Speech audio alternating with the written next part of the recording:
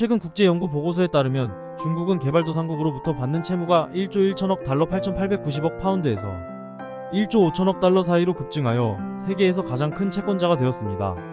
중국의 해외 대출 포트폴리오의 추산 80%가 현재 경제적 공경에 처한 국가들을 지원하고 있습니다. 2017년 이후 중국은 세계에서 가장 큰 대출국이었으며 2008년부터 2021년까지 거의 5천억 달러를 발행했습니다.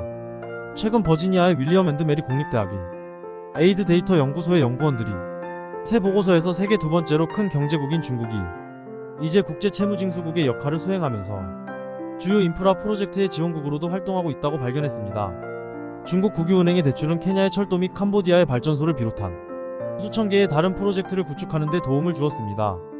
에이드 데이터 연구원들은 2000년부터 2021년까지 165개의 저소득 및 중간소득 국가에서 985개 프로젝트를 분석했으며 이들 프로젝트는 1조 3,400억 달러에 달하는 보조금과 대출로 재정 지원되었습니다.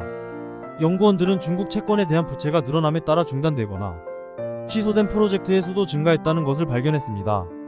경제적 공경에 처한 국가나 위험에 처한 국가들에 대한 대출 비중이 높아져 베이징은 이제 디폴트의 위험에 대해 점점 더 우려하고 있습니다. 여기서 채디폴트란 국가 규모의 채무불이행을 뜻합니다. 지난 6월 잠비아는 중국 수출입은행 중 하나인 중국의 주요 은행들 중 23에 해당하는 63억 달러의 채무를 다시 조정하는 합의를 이뤘습니다. 향후 디폴트 위험을 완화하기 위해 중국 정책 결정자들은 긴급 대출을 증가시키는 한편 인프라 프로젝트에 대한 대출을 줄이는 등의 여러 조치를 취했습니다. 2015년에는 인프라 프로젝트 대출이 중국 대출 포트폴리오의 60% 이상을 차지했지만 2021년에는 그 비중이 30% 이상으로 줄었으며 긴급 대출은 거의 60%를 차지했습니다. 연구원들은 중국은 점점 국제위기 관리자처럼 행동하고 있다며 중국은 경제적 공경에 처한 국가들을 위한 안전망을 만들었으며 이와 관련해 그들의 높은 위험에 노출된 중국 채권자들을 보호하고 있다고 결론을 내렸습니다. 중국 대출 기관들이 위험 노출을 낮추기 위한 또 다른 방법은 연체에 대한 이자를 인상하는 것인데 이는 대출받는 이들과의 관계를 떨어뜨릴 수 있는 조치입니다. 에이드 데이터 보고서는 개발도상국 국가에서 중국과의 대출 승인 비율이 2019년에 56%에서 2021년에 40%로 감소했다고 보도했습니다. 경제학자들은 중국 정부의 저소득국에 대한 대출이 세계은행의 대출에 대한 1.54%의 일반적인 이자율과 비교해 일반적으로 2%의 이자율을 가진다고 추정하고 있습니다. 또한 에이드 데이터 연구원들은 초기 연도 2014-2017화, 후기 2018-2021 사이에 중국 대출 기관들이 연체에 대한 최대 벌금 이자율을 3%에서 8.7%로 인상했다고 발견했습니다.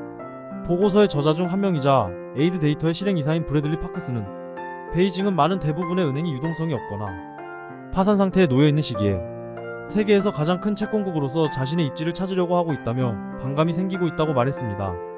그러나 파크스는 또한 중국은 자신의 주요한 글로벌 인프라 구상이 실패하고 망할 것을 지켜보지 않을 것이라고 지적했습니다. 베이징은 현재 빚에 대한 고통을 최소화하기 위한 1대1로 재정립 미션을 수행하고 있을 뿐더러 정부는 또한 장기적인 게임을 진행하고 있다고 파크스는 말했습니다. 중국과 미국의 갈등은 점점 첨예해지는데요. 세계 패권을 갖기 위해 중국이 구상한 1대1로는 제가 보기엔 끝이 좋을 것 같진 않습니다.